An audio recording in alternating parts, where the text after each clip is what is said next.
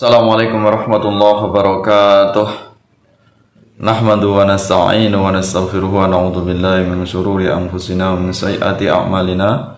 May yahdihillahu fala mudilla lahu wa may yudlilhu fala hadiyalah. Asyhadu an la ilaha illallah wahdahu la syarikalah wa asyhadu anna Muhammadan abduhu wa rasuluh. Allahumma shalli ala sayyidina Muhammad wa ala ali sayyidina Muhammad. Para alim, para ulama, rekan-rekan semuanya, sahabat semuanya, dimanapun Anda berada, mudah-mudahan Anda semuanya selalu dalam lindungan Allah Subhanahu wa Ta'ala. Dimanapun berada, diberikan kesehatan, diberikan kemudahan dalam semua aktivitasnya. Mudah-mudahan hidup kita senantiasa mendapatkan ridha dari Allah Subhanahu wa Ta'ala. Pemirsa yang kami muliakan, ada sebuah artikel yang sangat menarik sekali, sebuah tulisan yang ini menjelaskan tentang bagaimana awal mula, yaitu Yesus ini dilantik menjadi Tuhan. Ini info yang mengagetkan. Ternyata dalam sejarahnya ini Yesus ini pernah dilantik atau diangkat menjadi Tuhan. Ini menandakan bahwasanya sebelum dilantik menjadi Tuhan, berarti dulunya Yesus ini hanyalah manusia biasa. Lantas siapakah yang melantik Yesus menjadi Tuhan? Ini adalah sebuah konferensi atau istilahnya semacam muktamar, ya, konferensi internasional, atau dalam bahasa Kristen itu disebut dengan konsili, ya, konsili. Nah, sebuah konferensi di mana saat itulah dibahas tentang bagaimana ketuhanan Yesus, ya, karena ada sebagian kelompok yang meragukan atau tidak meyakini Yesus sebagai Tuhan. Maka disepakati dalam konsili tersebut bahwasanya seluruh gereja-gereja di seluruh dunia ini menyatakan bahwasanya Yesus ini adalah Tuhan. Jadi ada unsur ketuhanan dalam diri Yesus, ya. Jadi dalam sebuah konsili Nicea atau Nicea pada tahun 325 Masehi. Nah, ini dalam masa pemerintahan atau kekuasaan Raja Romawi yang bernama yaitu Raja Konstantin, ya, atau Konstantinus, ya. Raja Konstantinus ini memutuskan bahwasanya saat itulah Yesus ini menjadi Tuhan, ya, Tuhan bagi kaum Nasrani. Nah, ini sesuai dengan apa yang di dalam kitab Injil, bahwasanya tidak ada satupun ayat Injil yang menyatakan bahwasanya Yesus ini sebagai Tuhan, karena memang Yesus ini tidak pernah mengaku dirinya sebagai Tuhan. Ya, hanya dalam kitab Injil, baik itu Markus, Matius, Yohanes, dan Matius, ya, ataupun Lukas, ini dijelaskan bahwasanya Yesus ini hanyalah seorang utusan, ya, utusan Bapa atau utusan Tuhan. Jadi jelaslah dia hanyalah sebagai seorang nabi atau rasul yang mendapatkan mandat dari Tuhan. Maka tidak layak seorang utusan Tuhan dia akan mengaku sebagai Tuhan, ya. Nah, ini jadi tidak ada dalil, tidak ada ayat dalam kitab Injil versi manapun yang Yesus ini diakui sebagai Tuhan atau dia mengaku dirinya sendiri sebagai Tuhan. Hanya Yesus ini mengatakan dirinya sebagai Lord. Lord ini berbeda dengan God. Ya, kalau Lord ini adalah Tuan, ya. Tuan atau yang dimuliakan adalah dia seorang raja. Jadi tidak ada mengandung unsur ketuhanan dalam diri Yesus. Hanya saja banyak sekali praktek penyimpangan-penyimpangan dalam ajaran Nasrani, sehingga kemudian diakui pada akhirnya ini Yesus diakui sebagai Tuhan.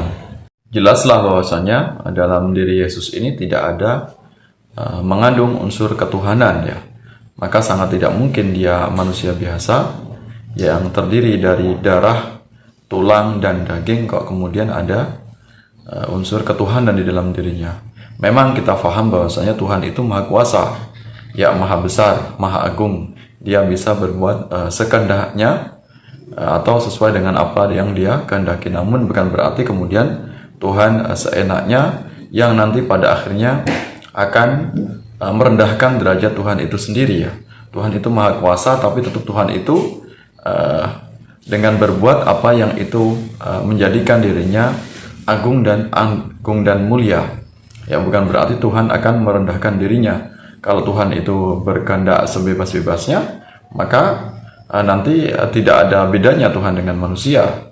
Dia makan, dia minum, kemudian dia BAB, kemudian dia pipis dan sebagainya. Maka itu tidak layak disematkan kepada Tuhan.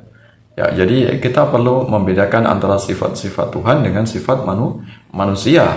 Walaupun sifat Tuhan ini memiliki banyak sifat, dia bisa berkehendak apapun yang dia lakukan, namun bukan berarti terus kita menyamakan atau menyerupai Tuhan itu dengan manusia. Atau ada batas sifat-sifat ketuhanan, kemudian ada batas sifat-sifat kemanusiaan.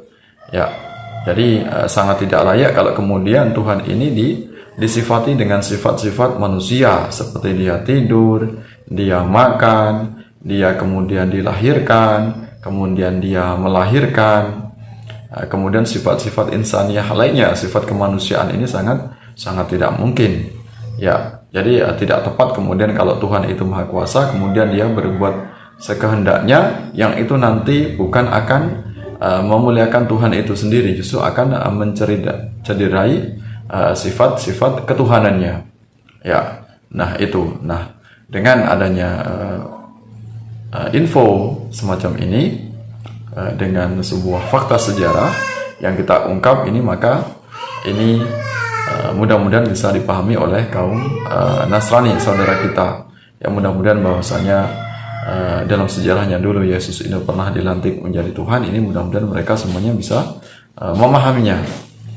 Ya, kalaupun ternyata berita tersebut atau artikel tersebut tidak tepat, ya tidak sesuai dengan faktanya, maka silahkan saudara-saudara Nasrani bisa memberikan klarifikasi atau memberikan tanggapan dari apa yang saya sampaikan, karena kita sama-sama sedang mencari kebenaran. Ya, kebenaran dari pihak manapun hendaknya untuk kita terima dengan lapang dada. Ya, jadi kita lebih mengedepankan diskusi, komunikasi, dan saling pendapat, bukan untuk saling menghujat. Walau bagaimanapun kita berbeda antara Nasrani dengan Islam, namun tetap kita adalah saudara. Bukan saudara seiman, tapi saudara sebangsa dan setanah air. Maka antara Islam dan Kristen bukanlah sebagai sebuah musuh.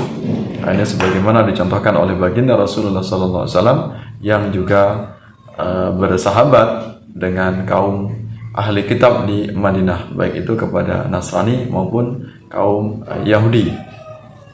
Mudah-mudahan bisa difahami, mudah-mudahan bisa menjadi sebuah solidaritas di antara kita semuanya untuk tidak saling menghujat, tidak saling menghina. Mudah-mudahan bermanfaat untuk kita semuanya. Mudah-mudahan tetap bisa merekatkan persaudaraan di antara kita semuanya, tetap menjaga persatuan, menjaga Bhinneka Tunggal Ika, walaupun berbeda-beda tetap kita satu jua, sama-sama sebagai pemeluk agama yang percaya dengan adanya Tuhan, walaupun tentunya konsep ketuhanan atau konsep agama masing-masing ini memiliki perbedaan. Ya, mudah-mudahan Allah Subhanahu wa taala memberikan hidayah, memberikan petunjuk kepada kita semuanya. Mohon maaf atas segala kekurangan, segala kesalahan. Sampai bertemu dalam kesempatan yang lain. Wallahu muwaffiq ila amin thariq. Wassalamualaikum warahmatullahi wabarakatuh.